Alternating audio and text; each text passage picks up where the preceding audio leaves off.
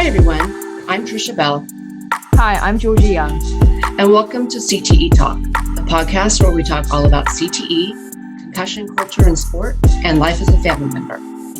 Every Monday, we will be joined by guests to shed light on the neurological disease, chronic traumatic encephalopathy. Join us on our mission to raise awareness and educate others.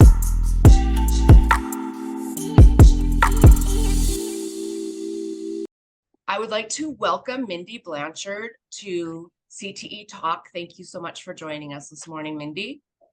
Thank you for having me. Hi, My Mindy. grandchild. Yeah, so I was telling Georgia earlier that I've known Mindi by name and photos on Facebook for quite a few years. I would say more than 10 years. Yeah, we share our met, we hooked up stories pretty and- early. Yeah. Yeah, there's a Facebook page where NFL wives, former, current, talk about their stories, and a lot of it has we share our CTE stories, and we also share other stories, just help finding anything that you might need, just getting to know one another. Absolutely. Yes. So thank you, Mindi. And Mindi's husband played in the NFL. Can you go ahead and tell us a little bit about Cary?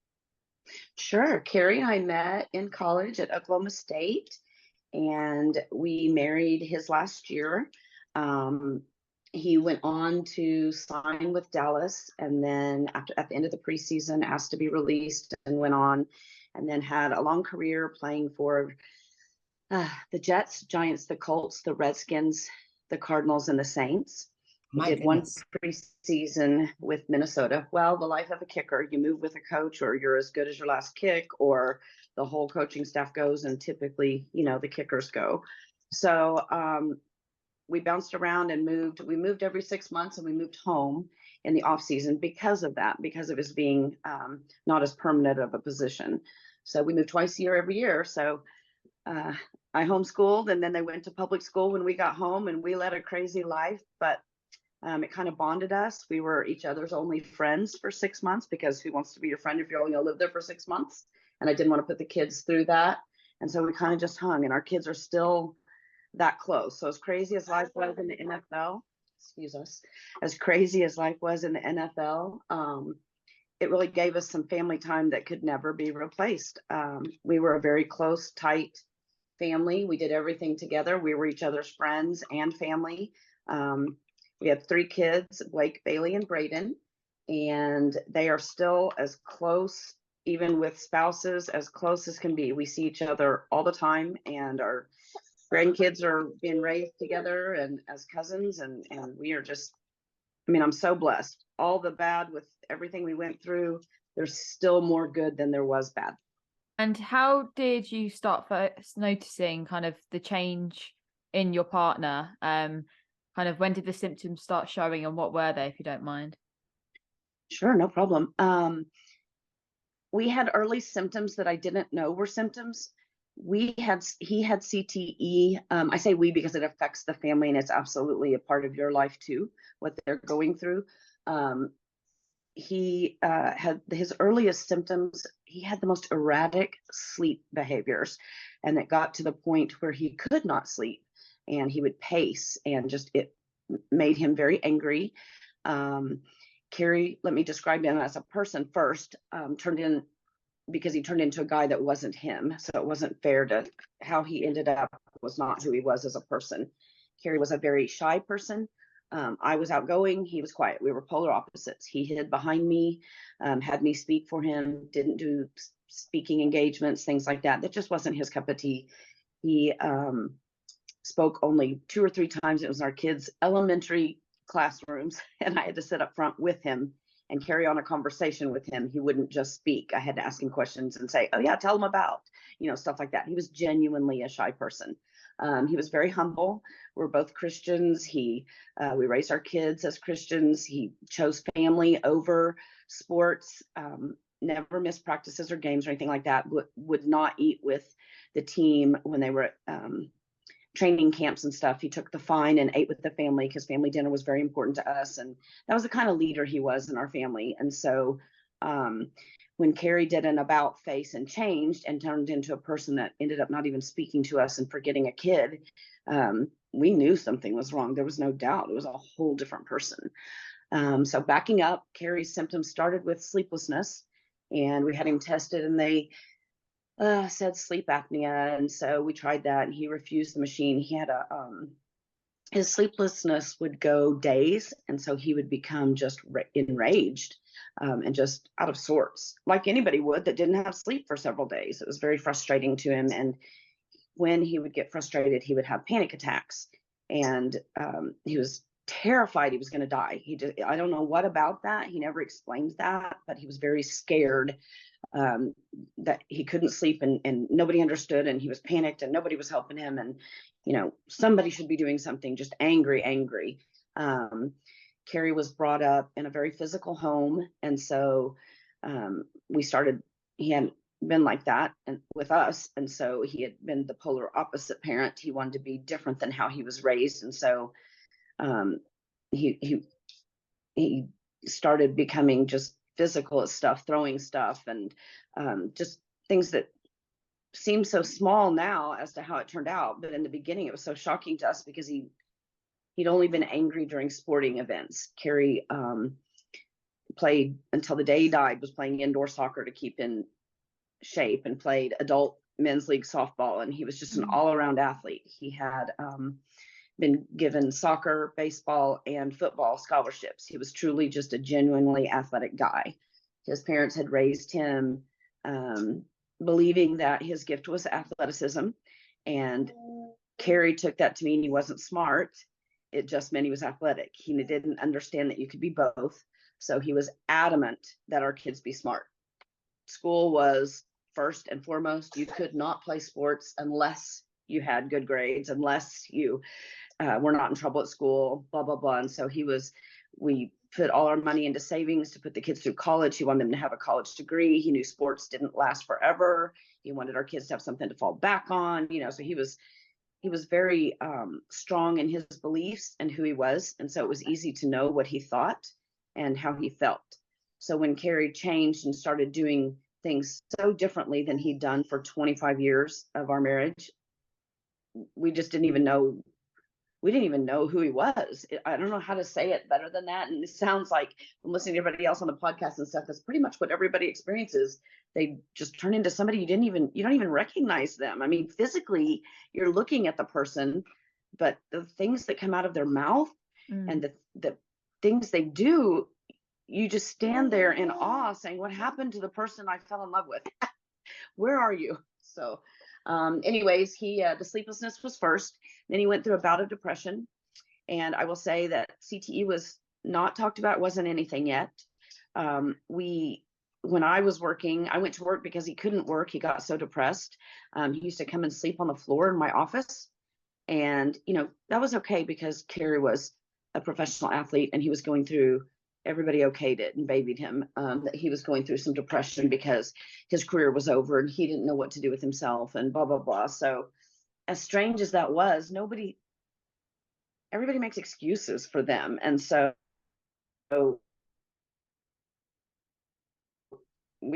and it seemed to help. And we tried a CPAP machine, and that he just had, he couldn't relax and let anything else be in control. And that made him feel trapped and panicked, and it made his panic attacks worse. So we could not use the CPAP machine at all. Even during his 2 sleep studies that we had, I had to sleep with him in the bed.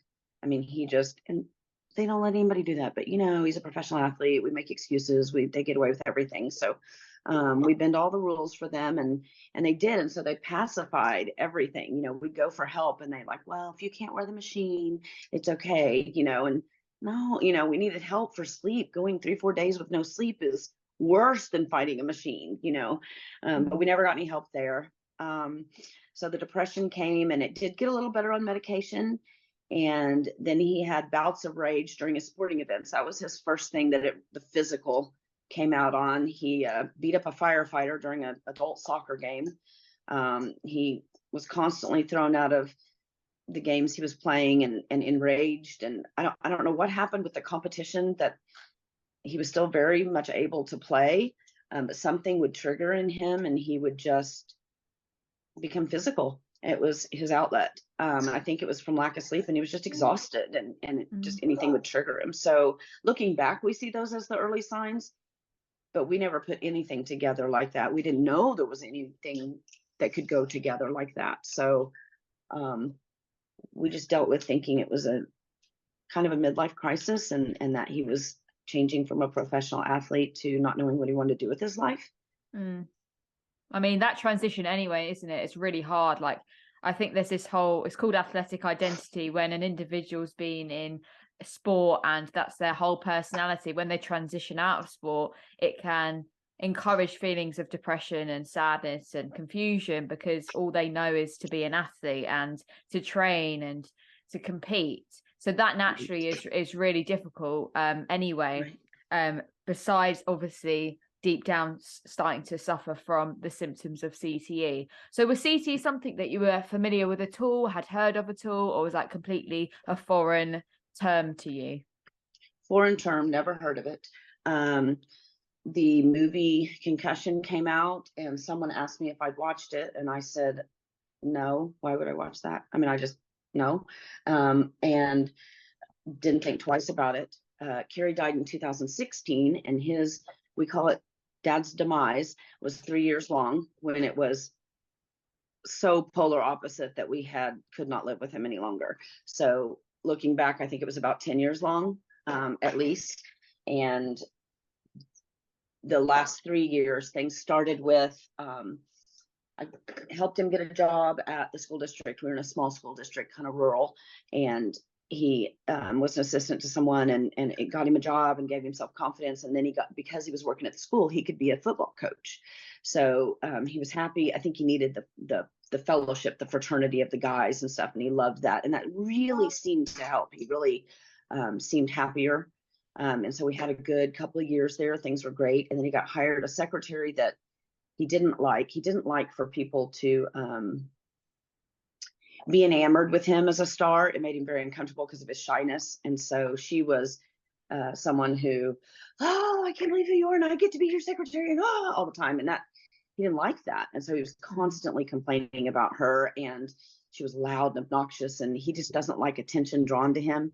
And so at home, all we heard were complaints and wished he'd had a choice in who he got to hire, and blah, blah, blah, blah, blah. Well, about 6 months later, our youngest son catches him having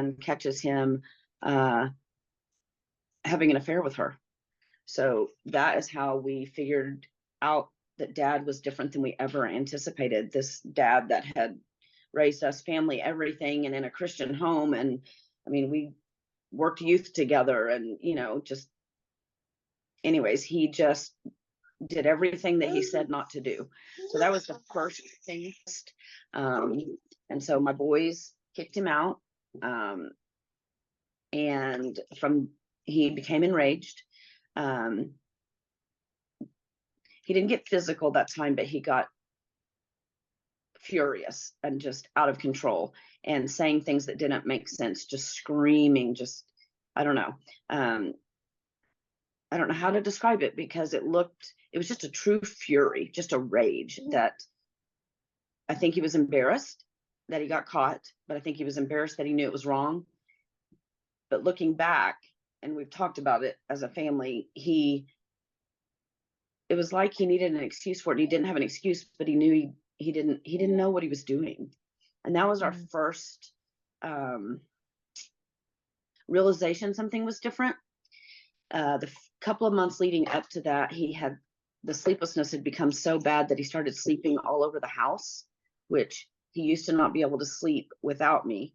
Even like I said, for his sleep test, I had to sleep with him in the bed. He had these panic attacks. And so it was odd that he would sleep somewhere else in the house. That was not normal for him. He was very demanding that I sleep with him, and I'm going to bed, we're all going to bed, kind of thing.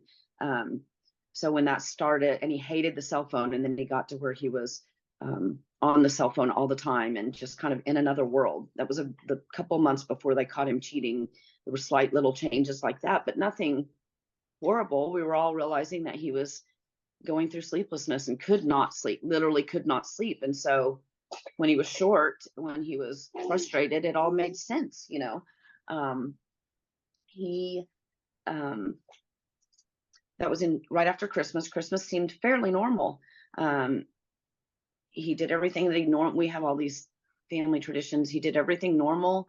Bought me very special gifts, like sentimental gifts, you know, so I didn't think anything was wrong. And then, you know, a few days later, the kids catch him cheating. So it was like two different lives, because nothing at home was seeming like anything was different or wrong. And still going to church, still in Sunday school class, still talking about our family and marriage, and, you know, like that was the way to live. And then he was living another life. So then when they kicked him out and he became enraged, he disappeared. And that started every single thing that I call CTE. He would come and go. I'd be washing the dishes and he'd walk in the house, sit down at the dinner table and say, "What's for dinner?" And I haven't seen you or talked to you in 3 weeks. What do you mean, what's for dinner? You know, he just disappeared as a person. We went about 6 months not knowing where he was. And we learned later his parents had given him their camper. He was living in the camper on somebody's land that we didn't know previously, through somebody he'd met, had helped him find this empty land, and had no running water. He showered at random people's houses. He'd just like, "Hey, I need a shower. Mindy stole all my money and won't give me anything, and we're getting a divorce, so I have to live in a camper." He had this whole thing made up. So everybody felt sorry for him, and thought I just took him for everything. Even his parents, his family, his sister and his mom and dad fully believed all of his stories. To this day, have no relationship with us.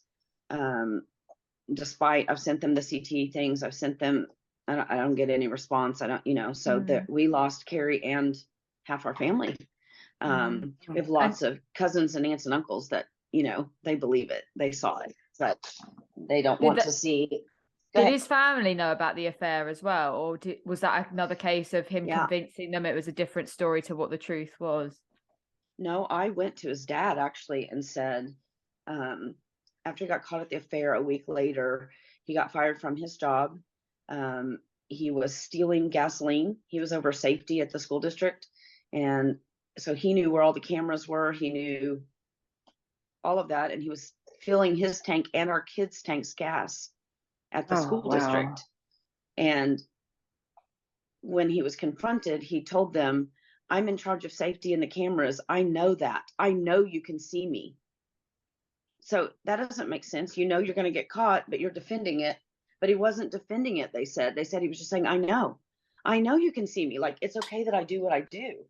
And so that was the school district. A couple of the board members and administrators talked to me at length. They're like, "What is wrong with Cary? Is he on drugs? That doesn't make sense. You don't defend that." You know, and he was okay with getting caught. He was saying, "I know," you know, and I was like, "What? What do you mean he's stealing? We have money, you know, what are you talking about?" And so he came to my work the day he got fired, which I hadn't seen him in a week, because he'd been kicked out by the kids. And he came to the work. He was crying. We went into the break room. I worked at a medical office, and he's sobbing, and he grabs me and he said, "You've always been the one. You've always been the one that fixes everything. You take care of me. I lean on you for everything. You have to fix this." And I said, "I'm assuming it's the affair." And I said, "I can't fix your affair. I no, that's all on you." And he was like, No, my job, I lost it. You help me get it. You have to help me get it back." And I said, "Why'd you lose it?" And he said, "They don't understand that they owe me the gas that I'm getting." I said, "What are you talking about?" And he said, "The gas, I get gas for the car for the kids because we can't afford gas, and they need me at the office. They need me to come into work. So they should be thanking me." And I was like, everything justified in his head that he was okay what he was doing. But any normal person, that makes no sense. So that was my first sign that something's really wrong with him. And so I thought, his midlife crisis, he's turned to drugs. I went back into our doctor, our family doctor, that the practice that I worked at, and I was like, so they did a drug screen on him. it was clear. And I said, well, maybe he's drinking then, because something's wrong. I mean, nobody in their right mind. How many times did I say that? Nobody in their right mind would say this. So I called, we got a counselor. They sent us straight to a counselor, all 5 of us, the 3 kids, my husband and I all went, and he told the counselor in the meeting with all of us that I was crazy, that I'd stolen all of his money, and that I wasn't fighting for our family, or I would let his girlfriend move in with us. People are doing it all the time. And if I cared about our family and our Christian beliefs, that we would all live together, and that would be what's best for the children. And we were seeing a Christian counselor, and he, talked to him about we were seeing a Christian counselor. We talked to him about the Bible and, what God says and blah, blah, blah. And he said, I know, that's what I'm saying. Mindy's not fighting. She's not trying. She's not trying. All we have to do is let her move in with us, and then we can all live together as a Christian family. It was like, again, nobody in their right mind says something so crazy, and so that was that month, that first month was the hardest, because he went from a month before with Christmas, everything seemed fairly normal, to what happened to my husband? Where did he go? Who invaded his body and bring him back? I mean, it was just an out-of-body experience. I couldn't believe the things that he was saying, because they made no cognitive sense, and they were so polar opposite of the man that he had fought so hard to be. He grew up poor. He wanted his kids to feel secure. He had stolen for things when he was younger because he was so poor, was his reasoning. And he never wanted his kids to be like that. And so it was like he resorted back to what he had known. It was almost like he went back in time, and he acted like I didn't know him then. I met him in college, but it was everything I'd heard about him. He never did drugs, never. Actually, he used to sell the drugs the team gave you readily, and said he was a drug dealer because he'd sell them to the other guys that needed more pain pills, because the kicker didn't need me, but everybody got them free. So they'd get high and want another one, and he'd give them one for $20, a pill. So he was very open about that, and everybody knew. We had many people that used us because he was known as such a family man, that when they were out doing things that were wrong, they'd say, oh, I'm hanging with Cary. Well, all the wives trusted him because he didn't drink, he didn't do drugs, he didn't cheat on his wife, he whatever. And so I had so many people, so many awkward situations. And with the kids, I used to have to tell them not to say anything, because they'd say, thanks for having John over last night, making up that name.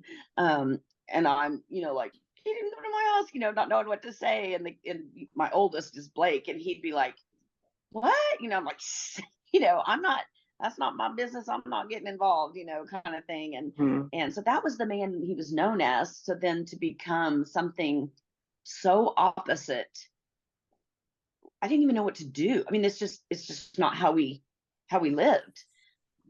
No, totally. And I was going to say, like, obviously that must have been really, really difficult for you and all of your children, especially the ones who kind of caught him. But after the affair, did you struggle to kind of stay with him and try and delve deeper and figure out what the root of the issue was? Or was that just something you felt like you had to do as he was going through these changes? You know what? It was the biggest challenge of my life. As a Christian woman, God had given me permission to divorce him. And I wanted, my kids were in high school and college. I wanted to show them that you stand up for your beliefs. And so I wanted to leave him, divorce him, whatever, and say, no, we don't do this. And I didn't want my daughter to think a man could do this to her. I didn't want my sons to think they could do this to their wives someday. I really struggled.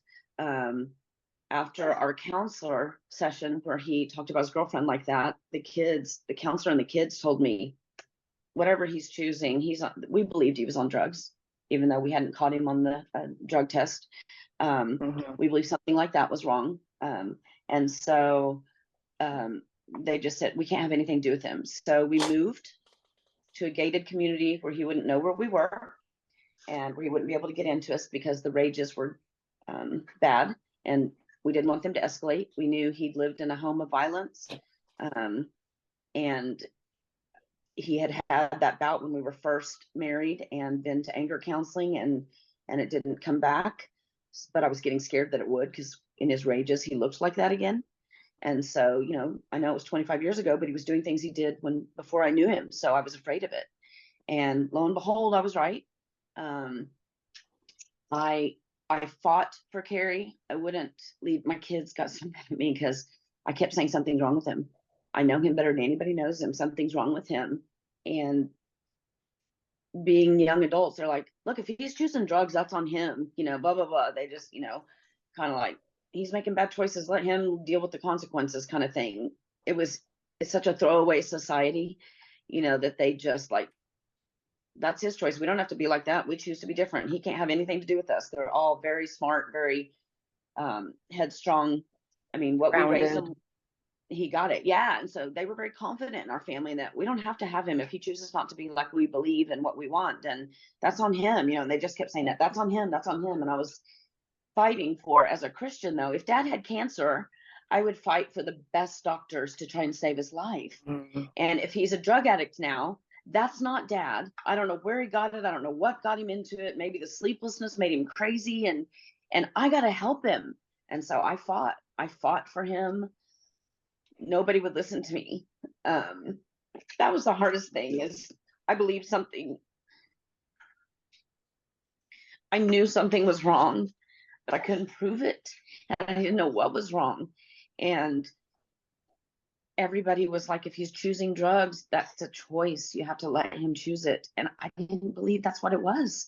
But there were no other answers out there. CTE wasn't a thing that people even knew about, let alone not a kicker. He didn't get tackled all the time. Never on my radar. Never. So things just, that 3 years, he continued to get worse. He continued to do more things. The rage came. Our youngest was the one in high school. The others were in college, so they didn't have to deal with the daily demise of dads, what we call it, the D days. Our youngest had to protect me in many physical altercations. The police had to be involved. We got to where we hated him. And that's a horrible thing to have to admit, but we didn't know who he was. And this guy, we hated. Where was our dad? And he was gone. He was gone. And we didn't know how to get him back. We didn't know how to help him. We didn't know if we should let him go or if we should fight for him. The whole 3 years were just questions after questions and no guidance, and nobody knew how to help us, and we didn't know where to turn. It was a horrible, horrible experience. I think it would have been easier if he was a drug addict. At least we'd know, put him in rehab, you know, get help from these doctors, you know, stuff like that. We didn't, you know, to the counselor, he believed what he said was okay. So he rationalized everything that I was crazy for not believing his craziness, you know. There was no way to help that. We couldn't go to counseling for that. And the counselor met with him several times after that. And he just said, I don't know what, and he thought he was on drugs. He said, I don't know what he's taking, what he's doing, but he's living in a world that is so real to him. And there's I can't discuss with him what's not real. He's in a thing. They thought maybe he'd had a like bipolar type thing. You know, we talked about everything, but you couldn't prove anything. Everything was a lot of talk, but there was no action. There was no guidance. There was no help. Sleeplessness was our first thing that I now know was associated with CTE. I didn't know those were symptoms. That was the beginning of his demise. And we thought it was kind of why he went crazy, the lack of sleep. We thought it was because, if you read on that, so that's why I justified that this is what's what age wrong, was that? he's losing his mind. He's 46. So he started having trouble in his latter 30s. The last 3 years, everything was full blown. I think it's when we went from stage 2 to stage 3 was the last 3 years. Now that I'm educated, now that I know, it makes sense that that's when he transitioned from one to the other, because in stage 2, it comes and goes, and you have symptoms and they come back and go away, and they're justifiable for lots of other reasons. You can't sleep, you have sleep apnea, you can't handle the machine, you have fits of rage because you're so tired because you can't sleep. I mean, we justified, and you're depressed because this transition of life, and everything could be something, and we could make it make sense. And so looking back, those things go together, but they seemed so separate and so normal to think they were not, definitely not football related, or really Cary's more of a sports related person than just football. And we didn't know about CTE. We didn't know this disease even existed. So when did you first know of CTE? Like, when did it come on your radar? Cary was a very likable, friendly guy. Everybody liked Cary. Like, he never got hazed in the NFL, and he changed teams, 1,000 times. And even as a rookie, he never got hazed. He was just a good old, genuine Oklahoma, Texas boy, handshake, funny. He had a giggle that could make anybody laugh, no matter how mad you were. He was just a fun, nice, easy guy. And so everybody liked him. And he has lots of friends in the NFL and still from college and stuff. And someone messaged me from his college days and said, "We're going to take Cary to lunch. I don't know what's going on with him, but we've heard lots of things." And I was like, "Oh yeah." I mean, Oklahoma's still a small town and everybody knows. I mean, he was making quite the name for himself. So they took him to lunch, called me afterwards, said he's a lost cause. I don't know if he's on drugs. I don't know what's wrong with him. You can't talk to him. He tries to rationalize things that make no sense. He is absolutely crazy. The stuff that he believes are normal and okay are not. I mean, they were just like where we've been feeling like this. I mean, I can't tell you how many times I said, no one in their right mind. Isn't that ironic? I didn't know at the time I was saying exactly what I was dealing with. He wasn't in his right mind. But I didn't know that. And so I was saying things, that now I look back and go, wow, he wasn't in his right mind, give him a break. But I didn't know to give him a break. So we have a lot of guilt for that, a lot of guilt. Yeah. What do you do? So how did you go? So obviously you mentioned about that kind of the first stages of Cary's decline, and that he was kind of being caught stealing, and he just had these changes in behaviors. I just wondered what the latter stages were like. Okay, so he did a rapid progression. Once he started changing, like my guess, from into stage 3, he went out of control. In the 3-year demise, he wound up, he was fired for theft. He had an affair, heard of another affair, never got proof of that one. That charming lady didn't admit it, but the other one did. So, he got in trouble with my brother-in-law, don't ask, for selling land that there was no land, but they were using Cary's fame to sell it to people. So I ended up with the FBI questioning me, and I'm, here we are married, but I'm swearing I have nothing to do with it. And they're saying, you're going to have to pay. And I'm like, but I don't even know where he lives. I don't, it was a disaster on our end, and scary. The stuff he did that was getting us in trouble, it was horrible.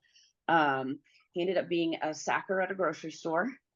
And if you knew Cary, he had always told the kids, I will work McDonald's or Walmart or anything I have to do. I want you to go to college. I'll do anything. You get your education. That was so important to him. But then when it came time for him to get a job, that was beneath him. And sleeping on the floor in my office was okay, but not working something like that. And so that was when, now I look back and see that things were changing in him then, when he was depressed, and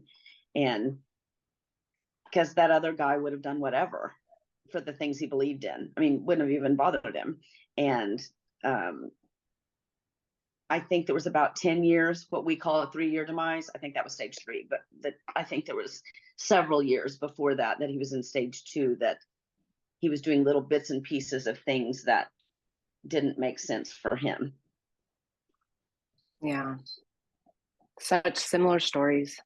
They're also ironically parallel. It makes you feel so much peace that you're not crazy, because it makes you feel crazy what you're going through. When I knew someone so well, we grew up together, we got married in college, our whole adult life was together, so I knew everything about him. and we were super ridiculously close, like annoyingly, we were that couple. We ate lunch together 3 out of 5 days a week while we worked. I mean, we were just, people were annoyed with us because we were such a family, you know.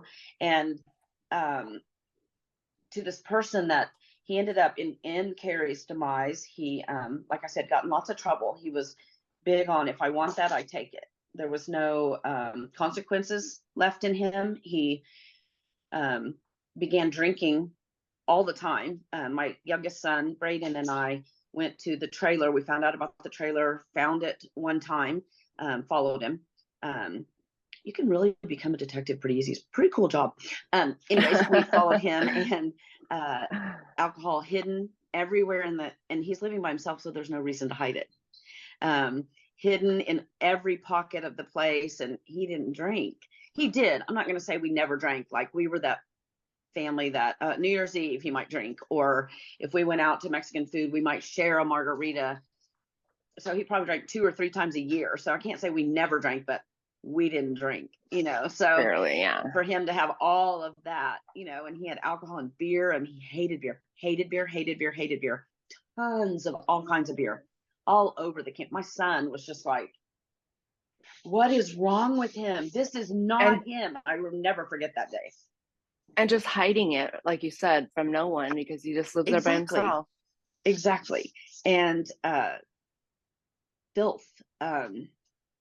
That was so not like him. We were very normal. I don't want to say we weren't OCD by any means, but it was really yucky. It was gross, you know, and who would want to live like that? And he didn't have to. And, you know, like convincing everybody that I took all his money and everything. When he died, he had $32,000 cash, you know, but he made his dad send him money because he didn't even have money to eat. So he had this paranoia story in his head that he made up. He didn't even access his cash. It was in his checking account. Hours. I never touched it because I didn't want him to go without food, or him to, you know, I had our savings to pull from that I froze.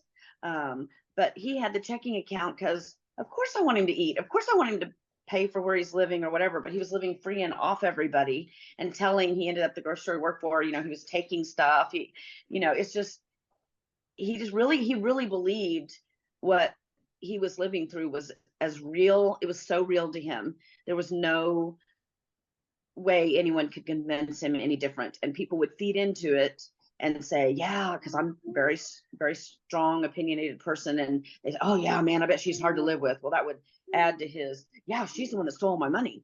Yeah, I can see, you know, she probably took it all because she's going to keep it for herself. Because, you know, what people just say whatever, they don't even know. Yeah. You know, and it would feed his paranoia, his story.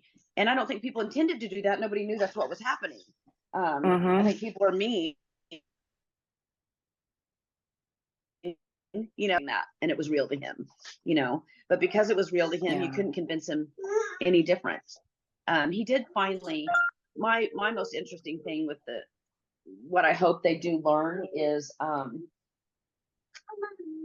Cary remembered our first 2 kids and forgot our third. So somewhere, and there's 2 years between the first 2, and then almost 4 between the second and third. Somewhere in there, he got lost. Fine. That's very interesting to me that he got lost there, because I don't understand the brain and how all of that damage and everything works, but he knew enough about the older 2 kids. He even tried to reach out to them a couple of times. They would text with him when he would text, but they never would see him or talk to him. Because he was just crazy. He was crazy, and his anger was so out of control, it just wasn't safe. And he never included the third child. He sat behind him at the local school game. He went to watch our nephew play baseball. Our youngest was sitting in front of him. He texted him during the game from a new phone that, you know, he changed phones all the time, you know, whatever. And said, I'm at our nephew's game. I would love to see you. And my son turned around and looked at him. He looked right at him, didn't say a word. So my son texted him back and said, well, I guess if you knew me, you'd see me. And he never got it. Looked right at him, never got it. It wasn't there. And that was the last conversation of any sort that he had with our youngest. And then he never mentioned him again, never. He was just forgotten somehow in his damage to his brain. I don't know what happens with all that, but that he was gone, that part of his life. He got an older car back like he had for a first car. So those were the signs that made me think it's not a midlife crisis. The paranoia, that's not a midlife crisis. The driving a 4-door Oldsmobile Bonneville, is not a midlife crisis with a Corvette, which he was a car person. So he'd have got a sports car. He'd always had a sports car, there were things that I kept trying to convince people that something's wrong with him. Do you not see this is not a midlife crisis? Something is wrong with him, and everybody thought I was so in love with him and just not able to think straight. And I ended up, everybody's telling me I'm crazy. And I'm like, I'm just a crazy one. Anyways, he disappeared for a long time. For a long time, we didn't have any interaction with him. And suddenly one day he texted the older two and said, I want to meet for dinner and talk. And they agreed to, because it'd been a really long time since we met, had any conversation with him, any of us. And they said, walked in, watched a game. It was at a sports bar, watched a game, talked like they were there to watch the game. Nothing. And they were just like, hello, we're your kids. Like, how are you? What do you do? They were so disappointed and hurt and tried to justify. We always tried to justify everything, that he didn't know what to say, he didn't know what to do. He's shy. He counted on you to talk for him, Mom, blah, blah, blah. And so in your hurt, you try to make things better, and then again, he disappeared after that, nothing for a long time. And then I get migraines sometimes, and I posted on Facebook, hey, mine are caused by the weather change. And I said, weather change is coming. The weatherman's right. I've got a migraine. And he came over to the house. It was like 11 o'clock at night. And I knew he followed me. I knew he stalked me, but I didn't know he followed my Facebook like that, because he didn't have Facebook. So I don't know how he saw it. And came over, and he had a way that he massaged my head, and he was Cary. He was Cary. That was the last time he was Cary. He was loving and kind, and he cried to me and said, I don't know how to fix everything. Things are so bad. I don't even know how to get out of this. I'm in so much trouble. You don't even know. He was trying to convince me that I didn't know what he was doing. He was trying to convince me that I could never forgive him. He was trying to convince me that even I couldn't fix everything. I'd always been his helpmate, So he said, and his mom was dying, and he was very upset about that. And she'd had a very long, slow disease. So, her life was coming, to the end. And time I saw him, and he was normal. He was going to see his mom before she passed away. And as sad as that was, it was a great time for our family, because Cary was Cary again. And he was needing me again, and wanting me again, and wanting our kids to see his mom before she died, and just remembered all of us, and things were great. And then we didn't hear from him. That was like on a Thursday, and on that Tuesday, his mom died, and I did finally get a hold of him, and he said not the time to come. Too much drama had been going on, and don't come to the funeral, whatever, because it had been 3 years since we'd seen or talked to them. And this was about her dying, not about us coming back in the family, kind of thing. So we laid low, and didn't hear from him. And I got panicky and couldn't reach him. I was laying low, but I finally started trying to reach him, couldn't reach him. And on the 1 week from when his mom died on Tuesday, I was sitting at dinner with all 3 of my kids. Now, 2 are in college and 1's in high school. So that means 4 cars meeting at a restaurant coming from wherever everybody is. My ex-brother-in-law, Cary's sister's ex-husband, called me, which I had his phone number saved, but I mean, don't even know the last time I talked to him. I was just like, what? And so I answered it just because it was so weird. And he said, where are you? And I said, in Oklahoma. And he goes, no, where are you now? I said, at a restaurant. Why? And he said, are you with the kids? And I said, yes, what is wrong? And he said, I have bad news. And I said, okay, what? And he said, Cary died. And I said, no, he didn't. And he said, yes, he did. And I said, no, he didn't. They would have contacted us. And he said, I'm telling you, Cary died. My son was with him. I just hung up with him. And I said, I don't know what to say right this second. Give me a second. And so I ran. He said, right before I hung up with him, he said, get the kids' phones before they see it on the internet. I wouldn't have thought of that. I just totally froze. And so I took the kids' phones and said, an emergency's happened. Everybody get to the house. And the restaurant we were at was about 3 miles from our house. So it took not enough time because I called my parents to come to the house, but we got home too fast. So we get home and everybody's sitting on the couch scared. And I went into the bathroom and I just got sick. I just couldn't. I don't know. I didn't know what to do. I just threw up. I was like, oh, I can't do this. And I just didn't want to believe it. And so I just sat there. I was like, I can't tell my kids this because we would have been caught. Nobody's calling me. What is the deal? And I look on the internet, I look on, there's nothing. And so about the time I decided I was going to call, his name is Bob, back to make sure of this before I tell the kids, he called. And I answered, and he said, before you tell the kids, I wanted to make sure there was nothing they needed to know. And I have talked to both of my kids. They were all there and gave me a little lowdown of what happened. And, if I can do anything, let me know, kind of thing, And I hung up and I just lost it. It was real then. And I didn't know how I was going to walk in and tell my kids. We were so hopeful we were going to get to see Dad, again. And so my kids start knocking on the bathroom door because I just didn't come out. I didn't want to face them. And my oldest son threatened to come in if I didn't come out. And so I said, give me a second. I came out. I walked into the den. As soon as I looked at their faces, I just lost it. And I just said, Daddy died. And they were like, no, he didn't. They would have called us. And I said, that's what I said. And we all just kind of like were numb and in shock, and it wasn't real because I don't know, it just wasn't real. And so then within minutes, the hysteria just was just total hysteria and nothing good of that. And so I told them what Bob had told me was that he had a seizure. And one of my kids worked in the medical field, and he said, Dad doesn't have a seizure disorder. And I said, I realized that, but he had a seizure. And they took him to the hospital, and he was awake and alert and doing okay. He had another seizure and awake and alert in between. They were giving him medicine for the seizure to try and stop them. And I guess the third seizure, his heart exploded, the Widowmaker heart, and that was it.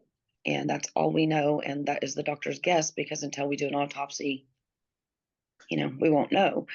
And we just, I don't know, I tried calling the hospital. Cary's dad had told them he was next of kin, and we couldn't get any information. And it was a nightmare. It was just a nightmare. They had believed all his paranoia and stories, and we ended up having to get a court order. The judge gave us paperwork to give to the sheriff. The sheriff went with my son and his best friend, who's a police officer, to the house. We wanted to get the body for a funeral. We wanted to get his belongings. And his dad refused and lied. And finally, my son decided that those were material things. It was our life. We don't need the material things. We have the memories. And if that's what makes him feel like he had him in his life, then he needed him worse than we did. So that we just gave up. We just didn't follow through. So we had his memorial service with no body. The football players were fantastic and begged me to donate his brain. And I said, he had a heart attack. They said, but he had a seizure. And I said, oh, good point. I just couldn't think clearly. Everything was so overwhelming and such a fight. I wasn't able to just think clearly at all. And one of the guys said to me, Cary would want you to. He loved football. And if this helped us get a baseline, he would want you to. And I agreed. But it had been a couple of days and we figured too far gone to do anything. They gave me Dr. Malu's number. He called the medical examiner's office that the judge had given us, and talked to them, and called us right back and said, because of your court case, the body's been preserved and nothing's happened to it. So we are able to do things with it, and they're going to preserve the brain the way it needs to be and send it to me. And I was like, okay, when do we get the body? I was still stuck on when. I don't know why we wanted the body so bad. We wanted to see that it was him. And um,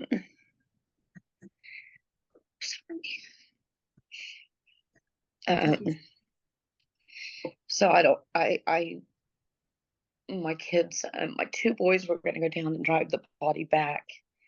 And the judge had called me back the same day we'd made the decision to do that. And it's just like 4 hours from us, where his parents lived, and asked if we wanted cremation or if we wanted his body. And when he asked me that, I remembered that Cary wanted to be cremated. I hadn't been thinking clearly the whole time, which is good because it saved the brain. And so I went to the kids and said, Daddy wanted to be cremated. And they said, we know. It's something he joked about all the time. We used to go to Cary's parents' house a lot. They live on the lake, and between our house and theirs, about halfway, is a beautiful lake, and it's a private lake, and you can't go on it. And that drove him crazy. And so he always joked that when he died, he wanted us to jump the fence and throw his ashes there. So it's something that the kids grew up with knowing. That's what he joked about it, but he talked about it all the time. He's like, wouldn't it be so cool? And then every time you go down there, you'll know him right there, And so there was no doubt he wanted to be cremated. And so I called the judge back and said cremation. And so he signed the orders for everything. And we got Cary in a box in the mail. So that was it. So we didn't hear anything from Dr. Malu forever. Ever. He died in September, and it was forever. And our youngest was graduating in May. We needed some closure, and we were afraid to do anything with ashes. And I don't know why. Until we had the closure, we just were afraid. I don't know. So I emailed Dr. Malu and said, I'm not trying to be pushy, but I'm being pushy. How long will this take? We're not expecting anything, but we're afraid to do anything, and we need to bury him. And he called me back within 24 hours and apologized, could not have been more kind. Said he was traveling, promoting the movie, the book, something, Concussion had come out, and that he wasn't there, and they had saved the brain for him to do when he was back in California, and that he was going to be home within a week, and he would do it and call me immediately. And he did exactly what he said he would do, and could not have been more apologetic or kind, and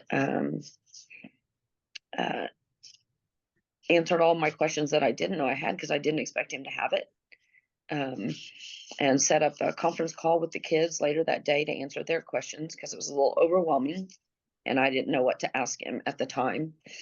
So we had a conference call with him, and he did the best job he could telling the kids that Cary wasn't himself, and he couldn't help it, all the bad things he'd done, and that he didn't feel like he'd forgotten his last son, which my son needed to hear. That he just couldn't remember, and that we could find peace in knowing that this is not who he wanted to be, and what we thought of Cary was right, and he just turned into somebody else out of his control. So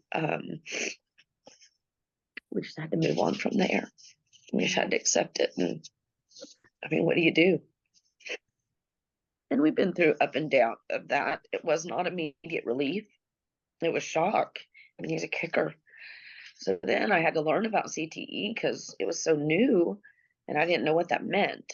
So the guys that had talked to me into donating the brain, I'm just all over them. A couple of them were very involved with the Boston University thing that was forming at the time. And I will say the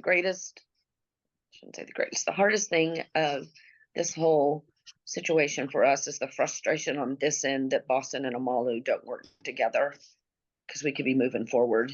I wanted to move Cary's brain to Boston because that's where those players and my friends were, and let him be part of the football study, whatever. And, they don't speak, they don't talk, whatever between those two. This is, I just, the politics of it. We got enough drama. We don't need all that. Very disappointing. And so then I had guilt that I'd given his brain to the wrong person, because Cary was all about the camaraderie and the fellowship of his fraternity, his football guys, so, whatever. There's that. Well, an incredible story, and I'm so sorry that you had to go through all that. I mean, it just sounds so difficult, and I can imagine having children involved as well. It's just adds that extra layer or extra dimension of being so overwhelming and so difficult. What stage CTE was Cary diagnosed with? Do you remember? Dr. Amalu said that he was stage 3. Oh, okay. Which none of us, to be honest with you, I was like, okay. I mean, we didn't know anything about CTE at the time, and we didn't know what that even meant. And so there was no place to turn at the time. Like, I could do a little tiny bit of research. There just wasn't anything out there. I mean, this was 2016. I mean, where was I going to find info, So I just kept trying to reach out to people, because it wasn't like you could, Google and get just tons of information. And so shortly after that, a few months later, the Boston thing came out. I don't remember how long, but where it had the 90% of the football players that they tested had, and that gave some people believed us a little bit more. But the kids and I had done an interview with a local news station, and there's 3 news stations in Oklahoma, and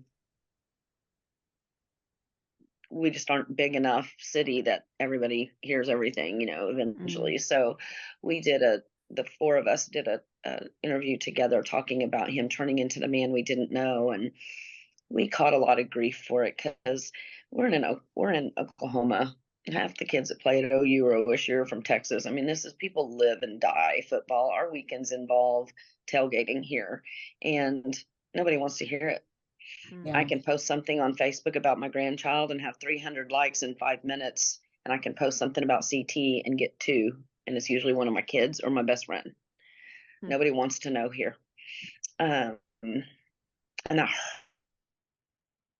hurts. It hurts so bad, because I feel this horrible obligation to clear his name, because he did so many bad things and hurt so many people, myself included. But he was not the man that he worked so hard not to be. He grew up very poor, and he grew up being trained to be an athlete, and he didn't think he was intelligent. That's how he took that, and dreamed of his kids having both. Fortunately, they didn't have my athletic ability. I can't walk and chew gum. But they all 3 were athletic, and that's something they enjoyed with their dad. And I just worked the concession and the gate so they could play, all 3 of my kids quit their sport when dad left. My son was playing in college. My daughter turned down all her scholarships, never opened the envelopes. And that was just their deal, their thing they did together, Our youngest quit everything and had a lot of anger built up in him. And one of the high school coaches and 2 of his best friends talked him into being goalie on a soccer team, and said, look, all we want you to do is stop the ball. He'd never played soccer. Just stop the ball, and we don't care how you do it. We're going to state this year, and our goalie's out. So he literally got penalties every game for tackling people, for taking them out, for whatever, but they won state. So he took his anger out on the field, his frustrations, and that helped him. But it wasn't his sport, and Cary was supposed to have been coaching him his senior year, and so he had so much hurt and disappointment. I mean, it ruined what they built to do together, so what do you and do? Since I know you mentioned, correct me if I'm wrong, but I feel like you mentioned last time that that his parents didn't want really have anything to do with it. And when you even said about the diagnosis, it kind of, they didn't really say much. I just wondered whether that changed and whether they seeked any information from you regarding that. No, I wish, because I think it would open the door to some forgiveness, hopefully. But they just are blind to it. I'm sure I try to put myself in their shoes, and they literally raised him to be a professional athlete. His dad lived vicariously through him. And I think there's probably guilt there. They didn't know. There shouldn't be guilt there. Nobody knew. Cary played sports year round. He was a superstar athlete. Kept him out of being in trouble. He lived in a rough, poor, what's typical, a lot of the kids don't turn out great, statistically from that. And Cary did. And so on one hand, they did all the right things. They used the abilities he had that God gave him to help him do better for himself, So I don't think they intended for him to feel stupid. His mom was a teacher, for God's sake, I just think that's how, you never know how people are going to take what you're doing, and he just internalized that, and that's how he took it. And his dad wanted him to be a professional athlete, and he was, and he did that proudly, thinking he made his dad happy, So I think there's just a lot of emotions in there that probably nobody ever talked about, and then this just iced the cake. And because they had a strained relationship, it was very difficult, and Cary wanted very much to never move home and not be like that. And so he didn't know how to see Cary as a parent when he was so polar opposite of what he had been raised like. And Cary was intentional about being different. So I just think there were so many things left unsaid that you can't go back and fix, but I wish he could find some peace and ask questions, because it gave us peace. But I think it benefited his dad and mom that he had CTE, because Cary had a strained relationship with them, and we saw them when we saw them and talked to them when we talked to them. And we did see them. We were intentional about that every couple of months. And I mean, they were his parents, and Cary loved them, but they were never allowed to babysit our kids because Cary was raised being hit. He would never trust them with our children. And we just lived very different than them. So we always had to be together. And we had so much fun with them, being at the lake and doing things with them, but we didn't have those deep relationships like that. And it was very just superficial, doing things together. And so when Cary had his demise and he turned to his dad, it gave them a chance at having him back in their life. And so the worse he got and the more codependent he became, that gave them back their son, as sick as that is. I think they were happy with that. And I don't think they want to see that it was because he was sick. I think they want it to be because he wanted them and wanted to be, like he'd changed his mind and the way he'd lived instead of the reality of what it was. So And I think did he actually live with them, Mindy? No, his parents had a camper that they were supposed to travel in and didn't do very often, and so they had given him a camper. It's just a very small RV camper, and then Cary lived in it. That explains why they didn't see the symptoms. You really have to live with the person and be with them. Agree. And so I remember that well to others, and that's why there's been so many stories I've heard of family members getting involved and not believing the wife or the significant other about the symptoms and butting in and trying to get power of attorney and doing all of these things because the person can't present so well in a short period of time. Well, and they talk and drive and on the outside look like living a very normal life. I mean, it's not debilitating physically where you can see that something's going on. My best friend saw him when he was working at the grocery store as a sacker and was, what are you doing here? Because we didn't know where he was living or what he was going at the time. And he tried to run and hide from her in the grocery store. And of course, she's my best friend, so she went after him, and tried to talk to him, whatever. And he just cried, and he said, "You just don't understand. I can't fix everything." So Cary knew stuff was going on. He didn't know what to do. And we got married in college, and Cary really believed he wasn't smart enough to do things. And I was his crutch. He never spoke to his agents. He literally, the first agent that he wanted really bad, he said, if you can't talk to my wife and do all this, I can't hire you. And they refused and said, we have to talk to you. And he said, I can't go with you then.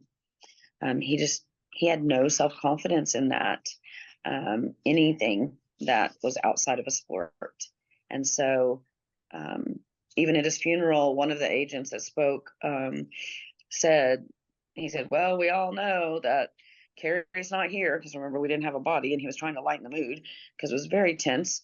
And he said, typical of Cary, if you want to talk to Cary, you got to talk to Mindi. So Cary's not here, but Mindi is, but that's just who Cary was, and it was funny, but not funny, but it was so real. And that's how our relationship was. And he never paid a bill in his life.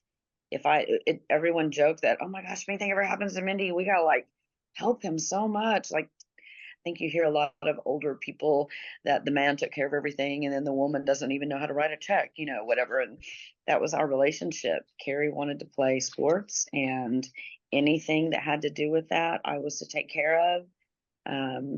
And he was going to play the sport, and that allowed me to stay home, and I ran the house. That's it, period. Sounds So like you were, we didn't argue about it, because whatever I said went, We're a great couple together, though, Well, we helped each other in our strengths and weaknesses, our confidence and not, so it was, I don't want to say it was easy, but it was easy because it wasn't the conflict. If I said no to our kids, he said, better listen to your mom. There was not the argument about that. So it was hard to lose my left arm, Mm-hmm. And I know you said how it was in 2016 and you didn't feel like there was much support. I just wondered, based on your experience, what do you think needs to change now, whether that's just the culture within sport or whether the support there is for caregivers? I just wondered what you want or what you think should be changed now. I can tell you what's helping me today. We didn't have the Women of the NFL group. People talking, sharing there. People arguing there, though, about CTEs. One of the younger ladies will say something, and one of us that have lived it will be like, listen and try and help them. And they don't want to hear it. If their husband's still playing, they don't want to be a part of that. They don't want to think it's going to happen to them. We all get in a car every day, and none of us want to think we're going to be the one that's in a rollover accident and on the news that night that got killed. We don't walk through life scared like that and thinking like that. And so when you're living the dream and everything's going great and you've made the team and this is what your husband has worked his whole life for since Pee-wee football, they're happy. You don't want to think about the negative. And I get that. For me, the timing was horrible because there just wasn't the information. We didn't know what it was, but people before me had nothing. At least we'd heard of it, So I had at least someplace I could look up a few articles. I think there were 3 at the time that I could find. And I think today, for my kids and I, the hardest thing is the acceptance that people just don't want to believe. And it's so crazy to me because even if Cary knew that this could happen, he loved it that much and was raised to be a professional athlete, he would have chosen it. That's who he was. That everything he did was competitive. When the kids were learning to potty train, he had the boys who can pee the farthest outside. Everything was a game. So his mindset, and to be a professional athlete, and the women that are married to those men, they get it. They're different. To be married to someone that can stand and speak to millions of people, they have a different mindset. Everybody can't do that. Our athletic guys have a different mindset. their determination, they'll give their entire body, soul, life to something and commit to it. And I mean, a normal Joe would not say, you can't tell me what to eat or when, I mean, it's a commitment that they make and choose and they love. It's who they are. It's a dream. You can't rob someone of their dreams and make it go away. I don't think there's any way football's too big that it would go away. I think our only hope is to change it to love the only flag till 14 idea. I love that. I love that. I have several friends that played in the NFL that they never even played football till high school. I mean, there's no reason for all this forever, watching it, you get enough of an idea. If you're that athlete that's going to make it, you're athletic enough to learn it enough to get seen that quick. These parents just believe every kid has a chance. It's less than 1%. Give me a break, but nobody thinks like that. So I think, I'm sorry, I babble. What could have helped was just more awareness of what it was, just more knowledge. And it was just the timing. And now what could help? I think the battle of proving it. I think our frustration is, our very best friends, that we lost half of them because they just believe Cary was such a genuine, honest, just great guy, goofy guy, true Oklahoma Texan guy, just shake your hand, don't have to sign on the dotted line. He'll do what he said he's going to do guy. And, so when he said all the things that he believed when he was paranoid, they believed him. Why wouldn't they? He was always telling the truth. He was always, so until we convinced people what it's really like and that they can look normal, they're not on crutches or in a wheelchair, and they can drive and hold down a job and, look normal on the outside, that no one's ever going to believe us. And the nightmare that we live is just to have someone not believe you. It makes all the pain so much worse because we do need each other. We need each other for support going through it and afterwards, because that pain doesn't go away. You never get over losing someone. If you truly love them, that love lives forever. It doesn't die with them. So I think now I just try to promote and educate, and even my kids go through times where they want to believe it and then they're so upset and so hurt, they're like unsure. It's like people walk in a Christian faith, they believe in it, and then something bad happens, they're like, how could God let this happen? They believe it, but how could it happen? And so I just think we walk learning and trying to build the belief that it's real. That's where we sit today. And I mean, it must just be so hard to be in that moment and you're trying to convince yourself that nothing's wrong, really, aren't you? Like it's this whole disbelief. I don't want anything to be wrong with my husband, my loved one, whoever it may be, let alone trying to convince other people that these changes aren't him. They aren't his personality. It's not who he is as a person. It's because something else is happening that we aren't currently sure about. And that just adds fuel to the fire, I can imagine. And it's something you just don't really want to be doing. And I'm so glad that we have stepped in the right direction and that more and more people do know what CTE is and how it affects individuals. So people aren't probably trying as hard to convince others that this is a real serious situation. But I think it's easy to write it off as a midlife crisis. And so people want to say that. They want to just say that's all it is, Well, even if that's all it is, it's still something, but nobody wants to think that far into it. Does that make sense? Totally, yeah. And his early symptoms, I did think he was having a midlife crisis. That made sense to me. It just went so much bigger and deeper than 30s and 40s. I mean, that's about the time for some guys. So yeah, it was for us. Yeah, it definitely was. Yeah, it's too young for that. So regardless of whatever you want to call it, makes you look back and think how many people were midlife crisis that weren't, they're retired and they're having trouble finding themselves. Really? Is that all it is? You don't go crazy because you're having a hard time. You don't go crazy and become paranoid because you're depressed about your career change. I mean, the things that happened are so much bigger and deeper than that. but that's what people, they don't want to address that, We have a finishing tradition. Okay. Basically, a previous guest has asked a question, one of our previous guests, and their question is knowing what you know now, is there anything you would have done differently?